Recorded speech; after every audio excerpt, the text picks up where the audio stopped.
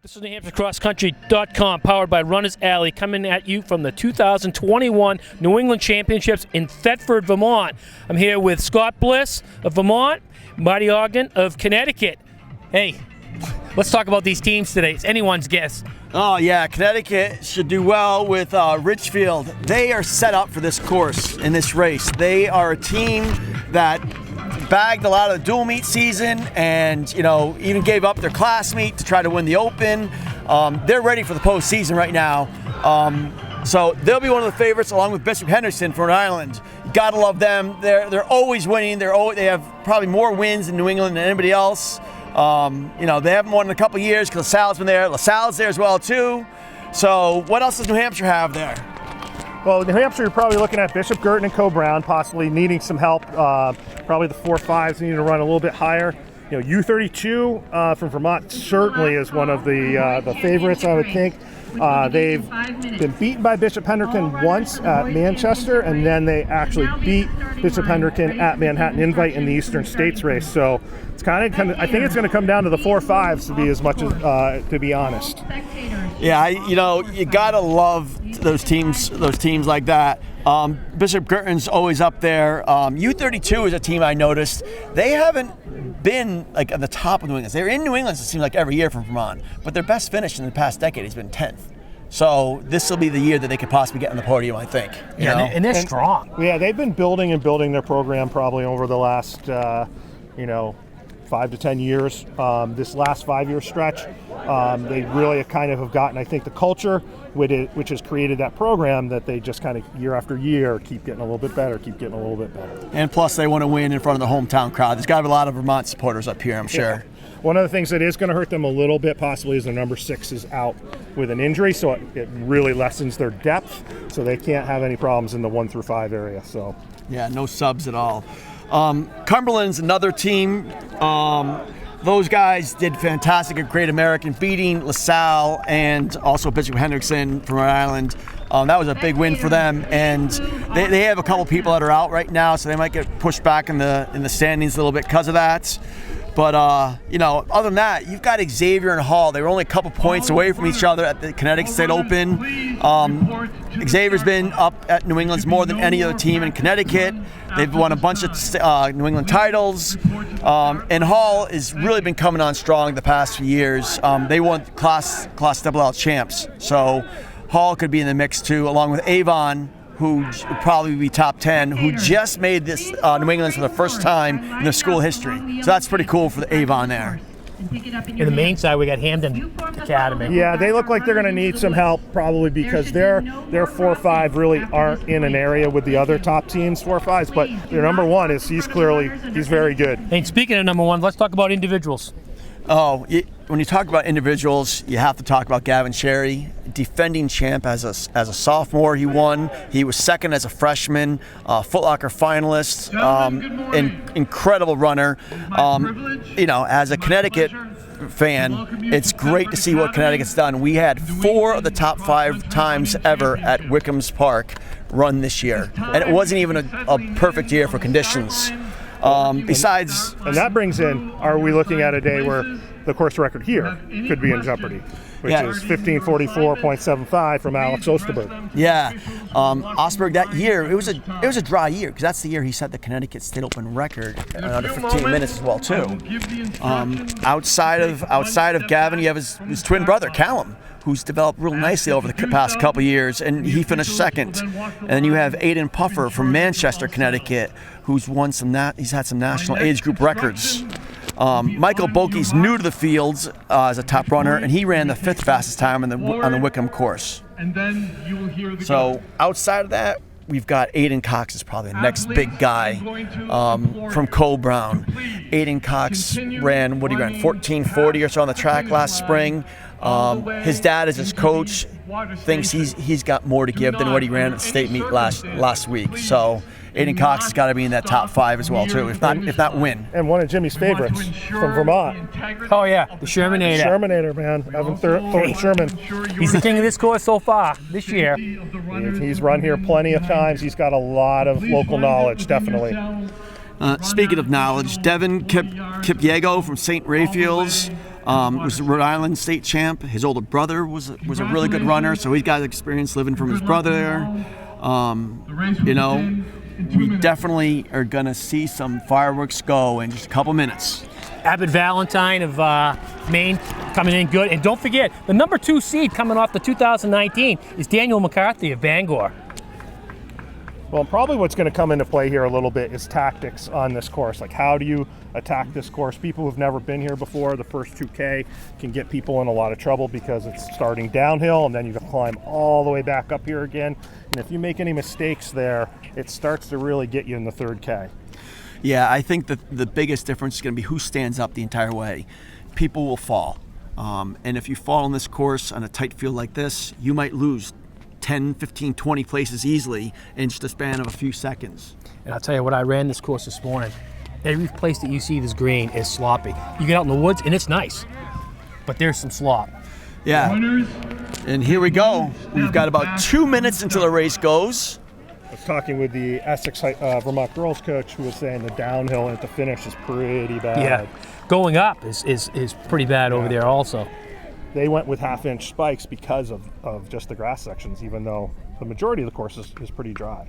And really, you have no choice but to get out fast in this. So you're going to put yourself in oxygen at the very beginning because you have about 300 meters. You go into the woods where it gets narrow, not a lot of room to run. And then you got another 600-700 meters of going downhill, which, you know, makes you go out a little faster than you used to. And here we go. And they're off on the 2021 New England Cross Country Championships. Look how quick it tightens up, though. And there's always the one kid that gets out in the front. I wonder where he's going to finish out in the back.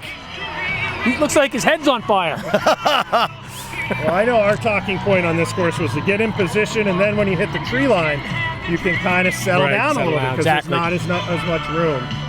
That would be my game plan, no doubt about that.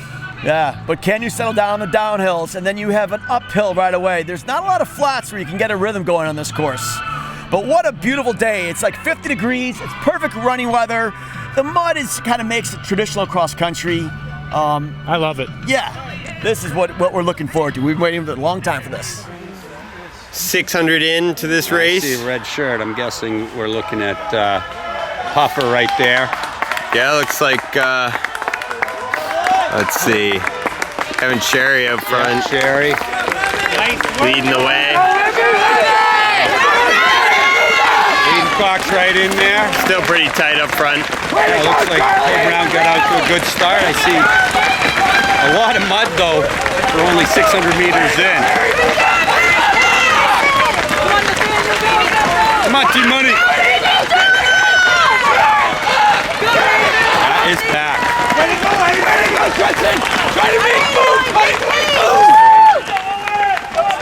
Okay, here we go. Here's the lead pack. Looks like the Sherry brothers are out in front as they've been all season long with Aiden Puffer. It's a great lead pack here. Okay. Cole Brown, Aiden Cox is in There we go. Cox in there. Newington. Mike Bolke's in there. Here's the first Xavier runner now. Eamon Burke. Here's the triathlete, Brittany Slime. Oh, no, that's classical. Okay, now we just our cut. There's Jack Martin from Avon. We're looking for the first Richfields. Once Richfields first comes in, they start. 2 for you, 3 for you, 32 are through. There's Avon's number 2. I think I might have missed the Richfield guys. Come on, Hale! Come on, Hale! Push it! 60! And it's great how these guys are so tagged together. Oh my God. All New England's like Fourth for you, 32, 5. 5 for you, 32 is through. They got 5 through. So they're out fast, but can they hold it once they get to the higher parts of the hills? Yeah, once they get through 2K, there's a lot of movement that starts to happen in this race. Yeah, sometimes they get a little excited at the first kilometer. It puts them out in the front, and then they try to hold on. But can they hold on? There's Academy. There's a bunch of guys from Academy just walk by.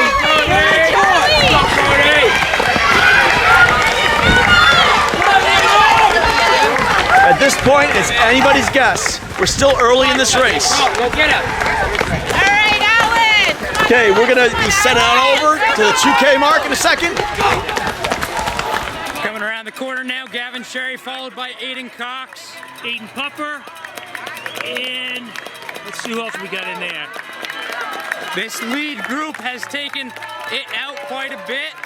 Bit of separation about halfway through the race now. Both the Sherry brothers are there. The Shermanator, he's there.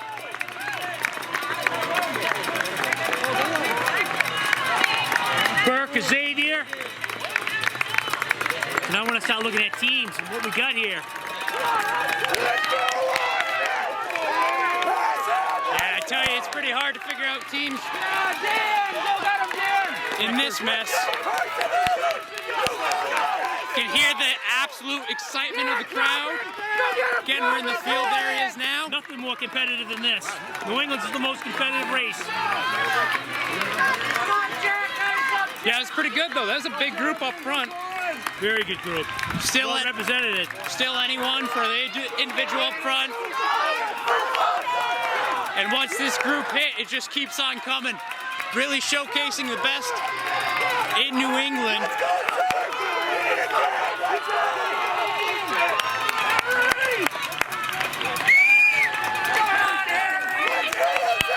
I mean, these people just keep coming.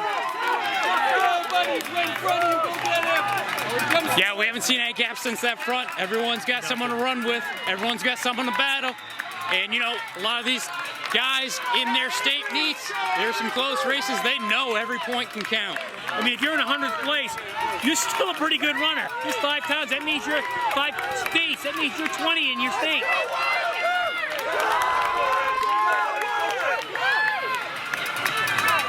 Again, in order to get here, it was top 6 teams from each state, as well as the top 25 individuals.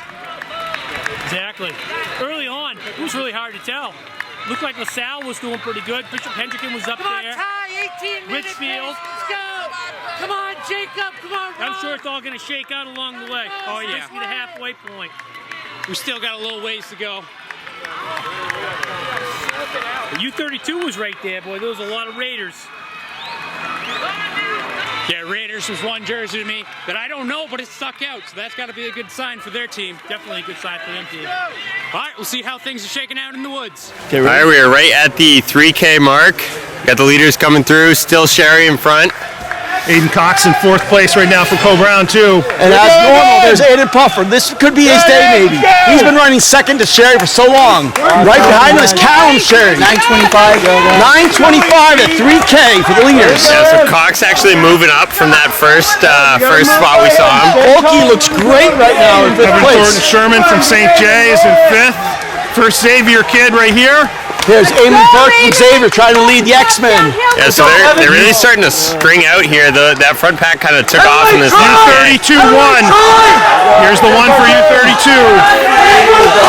This is the K. To LaSalle. To U32. Second for U32. Jack Martin. Third for U32. So U32 has 3 through. Hendricken has 2 through. Richfield's first. That's Hergenroth that he's going by. Richfield 2. Second then. Richfield runs a tight pack, so this should be interesting. Hendricken with 3. That's 3 for Hendricken. Hendricken 4. Come on, bud. Hell, work through this group. Hendricken 5 with U32 4. U32 4. Hendricken 6. Looks like Hendricken's running away with this. Where's U32 5. Still nowhere to be seen. There's Hendricken's in 7 right There's there. 5. There's the U32 5. Ridgefield 2 of them. Richfield does run a pack, so we'll see it, and they run a strong second half usually, so we'll see where they are at the 4K markers coming up in a few minutes. So here's the 5th, 6th, and 7th for a lot of teams right now. A lot of movements that are going to take place in this group now. Yeah, because they turn the corner here and they start heading towards Morty's, where they're going to find out whether they're still okay or not in a hurry. Yeah, let's see who went out too fast and who's going to be at the top of Morty's monster. Yeah, and where this pack gets really tight, that's where you can pick up a lot of numbers very quickly. Or you can lose a lot of numbers really quickly too. Either way. Yeah, so you got to love these guys here enjoying the New England day. It's a beautiful day to race. And it's amazing. A lot of these kids in this pack right here were all conference back in their conference meets. They're good runners. Now, this is a competitive race right here. All right. We're up here at the top of Morty's mountain. Looks or like Morty's monster. Yeah, it looks like Gavin Sherry has decided he's not waiting around. He's definitely taking it out, and he's got Aiden Puffer about 20 meters in arrears. That's from the top. The big work's done now. In fourth place, we got Aiden Cox. We've got Callum Sherry in third. So 2 Connards through. Our first New Hampshire runner. Yeah, first. This is Michael Bolke of Newington. And there's Evan Thornton Sherman of St. John's Bury. That would have been Luke Anthony from East Lyme. And probably Eamon Burke from Xavier. Devin Kipiego of San Rafael, I believe. There's Patrick Gandini. That's not... That wasn't Fondakowski, but it was the first... So that must be Giardina of...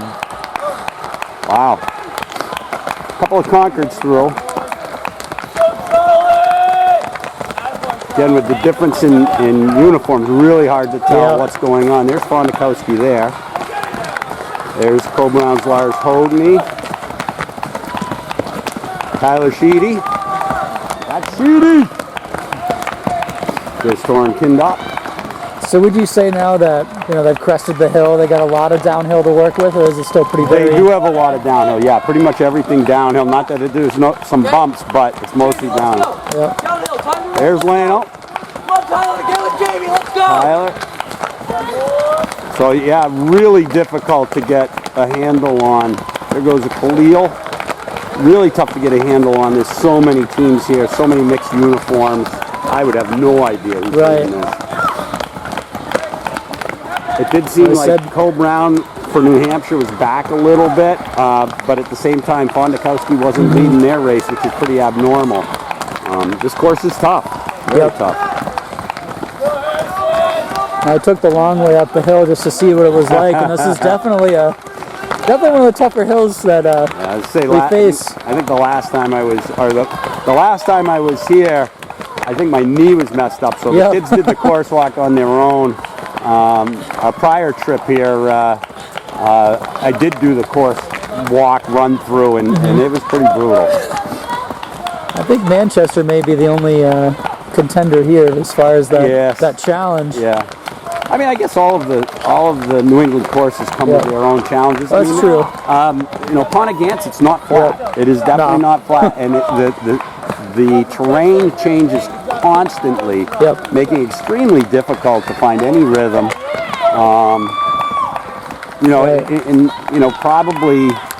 Probably Connecticut again, not very flat, but you might be able to find a rhythm there as long as the course is intact.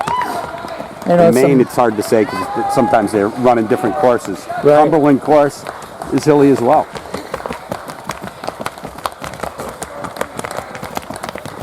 All right, well, it looks like we're through most of the field. Like we're through most of the field. What's our next spot? They're headed, I believe, to the finish. Gotcha. At this point. Wait a minute, I can tell you. All right, well, we'll cut our footage here, and we'll see you on the third mile and the finish. There's one more spot down the bottom of it all. Should be a great race. Yes. Here we go at the 4K mark. Gavin Sherry, as he's always done, kills the hill. He slayed Morty's monster. He's got a huge lead. Here is Aiden Puffer from Manchester, the Foot Locker finalist. Yeah, so just in that less than a K, we're only at about 800 meters from the last spot, and Sherry put on a big lead. There's Sherry's brother, Callum, Connor's going 1-3 in this, but they're not in the team title, so that doesn't matter as much. Now we're close enough here. This group of 4 has gotten much closer now. Yeah, there's going to be a good race right here. Aiden Cox leading the pack. Evan Thornton Sherman. There's Luke Anthony in 7th place. We're talking all New England, folks. Top 25 is all New England, so we'll see where that cutoff's going to be. That was 7th that went through, correct? Yep. So we got a little gap. Yeah, so obviously after that big hill, this is really strung out now. The front pack just taken off. Hendricken 1, U32 1. 9. So we got the ones together. LaSalle's 1 just behind. U32's 2. LaSalle South 2. There's Richfield's number 1, 23, 24, 25. There's your all New England right up there. U32's 3. So nobody else has 3 through yet. There's 2 for Ridgefield coming down. Wow, we got a pretty big gap here And to there's Hendrickens, 2. That's gonna be a pot 2 for for Coe-Brown, 3 for LaSalle. 2 for Hendricken. There's another Hendrickson right there. There's Xavier. another Xavier. That's their 2 for Xavier. Hendrickens 3. So they've got 3 through. There's Richfield's 3 right there. So they're in the mix. Oh! All right, big Bishop 4 Burton pack for as well. U32. U32 is the first one with 4. That's 4 for Coe-Brown as well going through. So they're right up there. Sal. There's 4 for Richfield, so not far behind. And Hendricken. There's 5th for Richfield. Hendricken's got 2, 3 of them right there. With U32's 5. Richfield's 5th. U32's 5 is with Hendricken's 5. This is going to be an unbelievable finish right now, the way it looks. Yeah, there's a lot of teams that look to be right in this. And BG running well. I think that's 5 for BG. I think that it could come down to U32's 3 is the first 3 through right now. We talk about the 5th being so important, but sometimes you have people up front, that's what you need. Yeah, especially in a big race like this, you know, you're going to get some big numbers on your 4-5. So if you get some low numbers up front, then that makes a huge difference. Yeah, because their 3 was quite a bit ahead of the other team's 3rd runner. Yeah, in such a tight race like this, it makes a bigger difference to have the big number or the smaller numbers up front than it does at, you know, your state meets or your divisionals. Yeah, because you got to get, you know, it takes 5, and 1, 2, 3 is just as important as 4 or 5 sometimes. But I love the technical ability these guys have to run downhill. They have to be able to let themselves fly, because, you know, you can't just work the uphills, you've got to work the downhills in these races too. Well, that's the hard thing too. You've just climbed for a really long time, so you're fatigued. And we always used to say, you got to race the downhills. Don't run them. You've got to race them. Yeah, I mean, it's basically free time you're giving up if you're trying to slow yourself down these hills. You know, you really want to lean into it and just, you know, you're giving up free time if you don't. And you're beating yourself up pretty bad too. Yeah. This is probably the toughest thing that'll affect them at the finish line. Isn't necessarily the uphill, but it's a downhill. How they able to recover from the downhill when they get ready for their final kick of the last 1,000 meters. Because we got about 1K to go for these runners, right around the 1K mark. Yeah, and you can hear them. They're slamming down this hill. They're going to get to that last little bit and try to kick, and, you know, your legs are And this is only like the 2nd downhill. There's about 5 total downhills that are pretty steep and significant in this last K, and they are only through about 2 of them at this point. They still have another 1K. Yeah. They still have another uphill too, which is really wet and muddy. And it's at the worst possible time, which is about 400 meters from the end. Yeah, you think you're done and you're not. But we're going to be heading over to the finish line in another minute or so. It looks like we're wrapping up with a couple more runners. It should be pretty close on the team side, I think. Yeah. I'd say 20, 30 points is going to be top 5. Somebody's going to miss out on the podium by just maybe 10 points. Yeah, too close to call right There was now. a lot of teams right up there fighting for it. And I didn't see where Coe-Brown's 5 was, but they were pretty solid through 4, I think, weren't they? So I guess that's what we're going to have to wait and see. Okay, making his way down the hill. He's the king, Gavin Sherry. He's ripping it. There's no doubt about this one. That's probably the best runner ever in New England history when it comes down to cross country. All alone, and he is flying. 15:40 on the clock right now on a wet day. Wet day. Alex Osberg set the record 15:44. But I'm going to tell you right now, it wasn't as wet as it was today. Gavin Sherry, 2021 New England champion. Unbelievable. Great run. Aiden Pufford. You won't find a prettier runner than him. Perfect form. Heading to northern Arizona. Aiden Pufford, Manchester, Connecticut. Folks, you're not seeing double. There's Callum Sherry. Quick look back.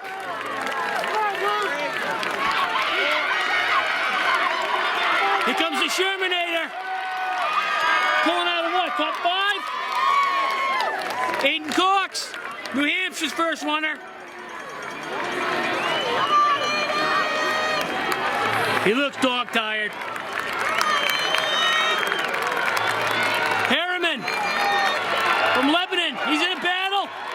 And he's going to take it. Over McCarthy, the great Gandini. Now we're going to start counting.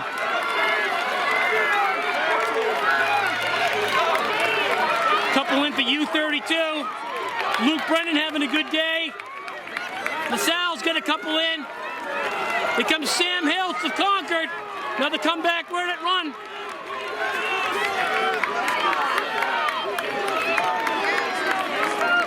Can't let these guys go by.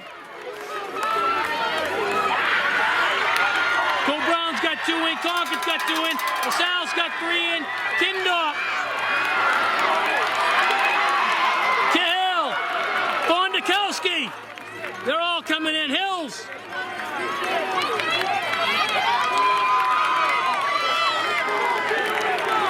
Team battle's just too close to tell.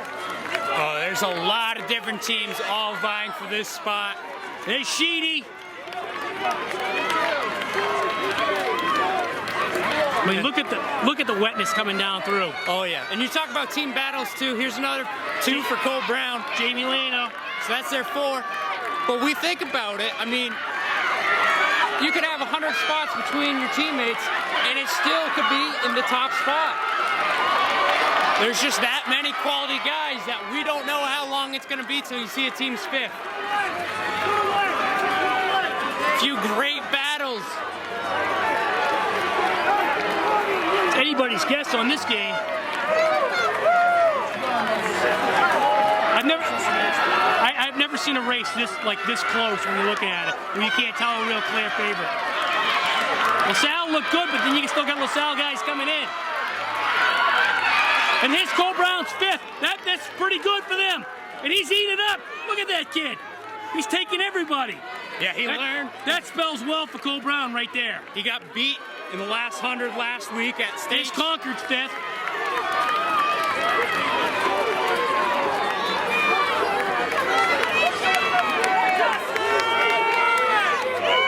The times are slow towards the end. It's just the course is just getting to be a mud fest. Yeah, we can start seeing all that mud on this finishing stretch.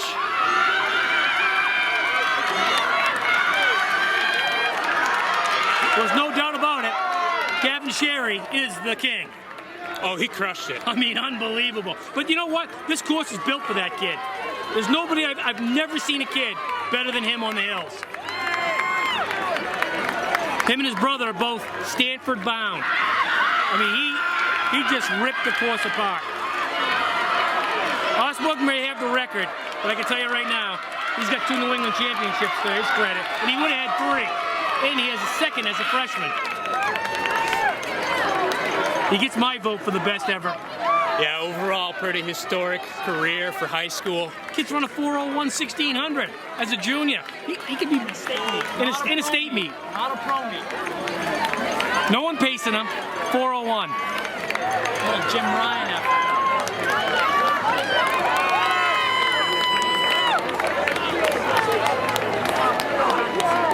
There was never a doubt. Never a doubt. Jeremy, unbelievable race. Yeah. Oh, he looked great. Yeah. He looked good all year. And you know what? He was almost going to lose that to that guy, and he fought all the way in. And that's what I love. You can't give it up in the last 100. Nope, especially in a race where it's so close and so tight and the team scores. Obviously, he's an individual here, but you saw so many teams just give it up right in the end. I'll tell you what, I was impressed with Gavin Demas today of Cole Brown. Yeah. That kid, he came through for him. So no matter how they did, you can't blame him.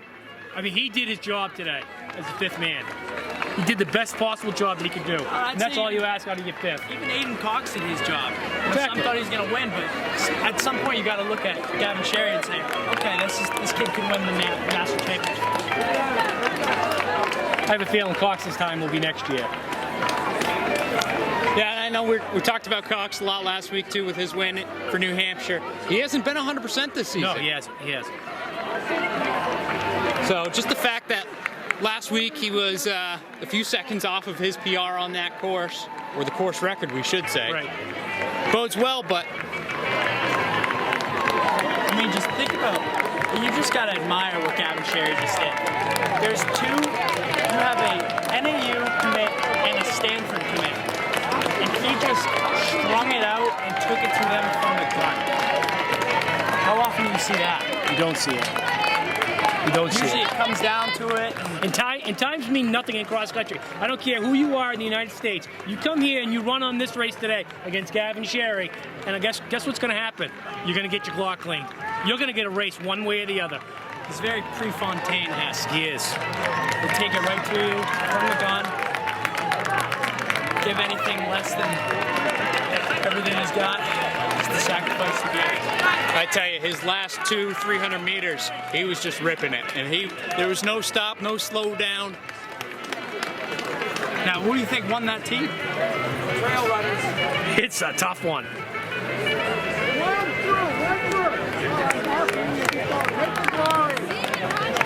All right, well, once again, this has been NewHampshireCrossCountry.com, powered by Runner's Alley. Happy to be joined with a few of our kind of sister sites today, representing the state network. I'll tell you what, it was a privilege to watch that race today, no doubt. And we'll see how this course is faring for the girls' race. Your 2021 New England Championship boys race.